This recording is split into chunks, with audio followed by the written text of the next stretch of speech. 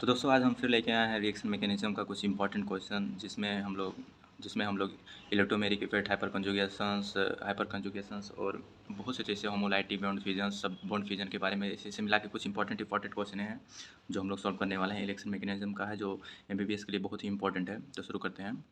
पहला क्वेश्चन है NH4CnO is to NH2CO NH2. This reaction is an example of this first option elimination reaction, second rearrangement reaction, third option sublimation reaction, fourth reaction is the condensation reactions. इसका exact answer होगा rearrangement reactions.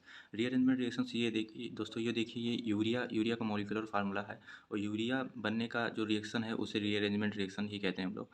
इसमें देखिए सिर्फ rearrangement हुआ है, जैसे कि nitrogen भी दो है, इसमें भी दो ही है। हाइड्रोजन इसमें चार, इसमें भी दो दो, चार कार्बन एक, सिर्फ रीअरेंज हुआ है, इसीलिए इसे रीअरेंजमेंट रिएक्शन भी कहते हैं हम लोग। तो दूसरा क्वेश्चन है रिजोनेंस और mesomeric effect occur due to पहला ऑप्शन है delocalisation of the sigma electron और दूसरा ऑप्शन है delocalisation of this pi electron, तीसरा है माइग्रेशन ऑफ हाइड्रोजन एटम, चौथा है माइग्रेशन ऑफ दिस प्रोटॉन। इसका एग्जैक्ट आंसर है delocalisation of this sigma electron. और दोस्तों delocalisation of this pi electron जो होता है वो हाइपर कंजुगेशन रिएक्शन में delocalisation of this sigma electron होता है। तो तीसरा क्वेश्चन देखते हैं। Which of the following group exact plus I effect मतलब इंडक्टिव इफेक्ट कहते हैं। जो पहला प्लस आई इफेक्ट कौन ग्रुप एग्जेक्ट करता है? इसका पहला ऑप्शन है CH3 क्लोरीन, FeCO या CnO2। तो इसका आंसर है ए नंबर CH3। तो चौथा क्वेश्चन लेके आए हैं। An alkyl halide can be convert into alcohol by, alkyl halide को अगर हम लोग कन्वर्ट करते हैं अल्कोहल में किस रिएक्शन से? उसका एग्जैक्ट आंसर है सब्स्टिट्यूशन रिएक्शन से, हम लोग सब्स्टिट्यूशन रिएक्शन कहते हैं उसको। और पांचवा क्वेश्चन है nitration of this benzene is electrophilic substitution reaction, nucleophilic substitution reaction और फिर डिस्प्लेसमेंट रिएक्शंस और इलेक्ट्रोफिलिक एडिशन रिएक्शंस। तो इसका एग्जैक्ट आंसर है electrophilic substitution reactions. Electrophilic addition reaction में जो रहता है जिसमें अल्केन और अल्कीन को किया जाता, अल्केन और अल्कीन को करने वाला रिएक्शन में इलेक्ट्रोफिलिक एडिशन रिएक्शन कहते हैं। तो दोस्तों छठवां नंबर क्वेश्चन है which of this following is the strongest acid.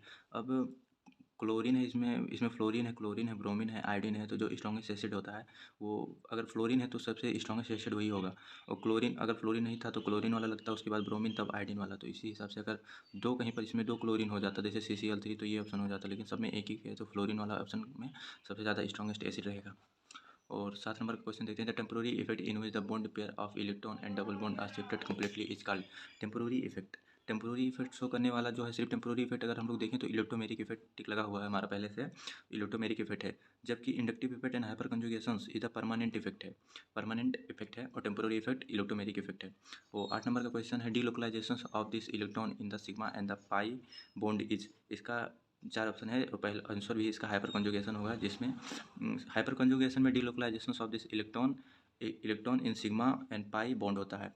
जबकि इंडक्टिव इफेक्ट में displacement of the sigma electron होता है और इलेक्ट्रोमेरिक इफेक्ट में displacement of this pi electron होता है। इसमें displacement of this pi electron और हाइपर कंजुगेशन में delocalisation of the sigma and pi orbital और इंडक्टिव इफेक्ट में displacement of the sigma electron. तो दोस्तों 9 नंबर का क्वेश्चन देखते हैं। Nitrobenzene form aniline is addition reaction, reduction reaction, sublimation reactions, all ये है रिडक्शन रिएक्शंस। और 10 नंबर में है convert covalent bond undergo the homolysis resulting in the formation of odd electron molecules. इसमें भी टिक लगा हुआ है ओल्ड इलेक्ट्रॉन मॉलिक्यूल्स। होमोलाइसिस होता है, एक हेट्रोलाइसिस बॉन्ड फ्यूजन होता है। दो तरीके से हम लोग बॉन्ड फ्यूजन करते हैं, एक होमोलाइसिस एक हेट्रोलाइसिस। होमोलाइसिस में इंटरमीडिएट जो रहता है, इंटरमीडिएट फ्री रेडिकल बनता है, और एक हेट्रोलाइसिस होता है उसमें कार्बन एनायन और कार्बोनियम आयन मतलब बनता है इंटरमीडिएट। ओल्ड इलेक्ट्रॉन मॉलिक्यूल है जो उसमें होमोलाइसिस होता है, इसमें फ्री रेडिकल मैकेनिज्म भी इसे कहते हैं।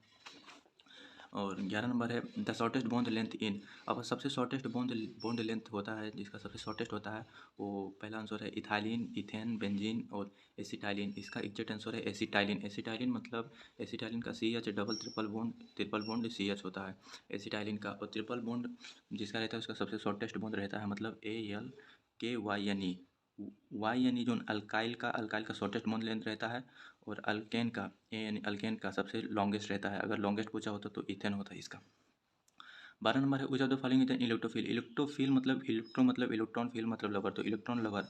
अब इलेक्ट्रॉन लवर पहला ऑप्शन है NH3 H2O Cn- और SO3। इसका एग्जैक्ट आंसर है SO3। एक इलेक्ट्रोफिल होता है, एक न्यूक्लियोफिल होता है। और इलेक्ट्रोफिल में इलेक्ट्रॉन डिफिशिएंट रहता है, न्यूक्लियोफिल में इलेक्ट्रॉन सफिशिएंट रहता है, मतलब वो डोनेट करता है, ये एक्सेप्ट करता है। और दोस्तों 13 नंबर का क्वेश्चन देखते हैं। The reaction C H double bond C H single bond C H three plus H B R is to C H three C H B R C H three is. ये पहला option है nucleophilic addition reaction, electrophilic addition reaction, electrophilic substitution reaction, free radical mechanism. इसमें दोस्तों free radical mechanism तो नहीं होगा, और electrophilic addition reaction इसका आंसर है, क्योंकि इलेक्ट्रोफिलिक एडिशन रिएक्शन में अल्कीन एंड अल्काइन से जो रिएक्ट करता है रिएक्शन होता है, अल्कीन हो या अल्काइन हो उसमें, तो ये इलेक्ट्रोफिलिक एडिशन रिएक्शन ही बन जाता है। और चौथा नंबर का क्वेश्चन है electrophilic are. Electrophilic are electron loving species, electron loving species, और न्यूक्लियोफिलिक मतलब न्यूक्लियस लविंग स्पेसिस कहते हैं। न्यूक्लियोफिलिक का न्यूक्लियर स्पेसिफिक होता है। तो 15 नंबर का question homolytic bond fusion leads to formations of. Homolytic bond fusion lead to formations of. तो होमोलाइटिक बॉन्ड फ्यूजन जो होता है, जो carbocation carbon anion free radical carbene, तो होमोलाइटिक बॉन्ड फ्यूजन जो होता है फ्री रेडिकल बनाता है। कार्बोकेटेशन और कार्बन एनायन बनाने वाला हेटरोलाइटिक फ्यूजन में होता है। हेटरोलाइटिक, अगर यहाँ पर heterolytic fission lead to the formations of पूछा होता तो कार्बन केटेशन कार्बन एनायन दोनों होता है, इसमें ऑप्शन में ए और बी दोनों दिया होता है, इसलिए इसका फ्री रेडिकल मैकेनिज्म है homolytic bond fusion lead to formation of free radical mechanism. 16 number का क्वेश्चन है which of this following statement regarding the carbocation is true. Carbocation is true, तो इसका पहला ऑप्शन है it is an organic species which is a positive charge carbon. Carbocation में organic spaces है जिसमें positive charge carbon होता है, इसलिए ये तो उसके लिए सही है। ये मतलब सही है, लेकिन ये आंसर नहीं है, क्योंकि इसमें नॉट ट्रू पूछा है, ये ट्रू है। तो दोस्तों उसका दूसरा आंसर है इट इज़ वेरी रिएक्टिव, तीसरा है इट इज़ वेरी स्टेबल, चौथा है C H plus is an example of this carbocations. और डी नंबर भी सही है। तो दोनों में अगर रिएक्टिव रहेगा तो स्टेबल नहीं रहेगा, स्टेबल रहेगा तो रिएक्टिव नहीं रहेगा, ये सोच के हम लोग वैसे भी पता कर सकते हैं कि दोनों में से एक ही इसका आंसर होगा। तो इसका आंसर है इट इज़ वेरी स्टेबल, ये बहुत ही स्टेबल रहता है, कम रिएक्टिव होता है। और 17वां क्वेश्चन है 17वां क्वेश्चन है sulphur trioxide is. Sulphur trioxide electrophile nucleophile homolytic bond fission base. तो ये सल्फर ट्राइऑक्साइड इलेक्ट्रोफिल है। देखो दोस्तों कार्बन डाइऑक्साइड SO2 NSO3, ये तीनों इलेक्ट्रोफिल हैं, जो अलग एक एक्सेप्शन में आता है, हम लोग को लगता नहीं है, जैसे CO2 NSO2 NSO3, ये तीनों इलेक्ट्रोफिल ही हैं। 18वां नंबर में देखते हैं the non reactive chlorine of chlorine atom in CH2 double bond CHCl is due to. पहला ऑप्शन है इंडक्टिव इफेक्ट, दूसरा ऑप्शन है रिजोनेंस इफेक्ट, तीसरा ऑप्शन है इलेक्ट्रोफिल इफेक्ट, चौथा ऑप्शन है डायपोल इफेक्ट। इसका एग्जैक्ट आंसर होगा रिजोनेंस स्टेबलाइजेशंस, मतलब बी नंबर। तो दोस्तों 19 नंबर का क्वेश्चन देखते हैं how many alpha hydrogen are the present in. Alpha hydrogen present है, जैसे यहाँ पर डबल बॉन्ड है तो इसका कार्बन नहीं, इसका कार्बन हाइड्रोजन नहीं, ये दोनों और ये इसका, मतलब हम लोग को गिनना है कितना हाइड्रोजन है, 3 यहाँ पर और 3 यहाँ पर, तो टोटल 6 अल्फा हाइड्रोजन होंगे, अल्फा हाइड्रोजन। और 20 नंबर का question which act the both electrophile and nucleophile. ये मतलब इलेक्ट्रोफिल एंड न्यूक्लियोफिल, इसका आंसर है CH3Cl। ये बोथ इलेक्ट्रोफिल एंड न्यूक्लियोफिल पूछा है इसमें डायरेक्ट करके, और एक इसमें वैसे भी हो सकता है which is act as a ambiphile मतलब वही होता है जो both electrophile and nucleophile contain करता है, दोनों को कॉम्बिनेशन करके बना दिया है एम्पलीफिल्स। 21 नंबर का क्वेश्चन है phenol is a ortho and para directing group is due to mesomeric effect. इसका मेसोमेरिक इफेक्ट है चारों क्वेश्चन में से।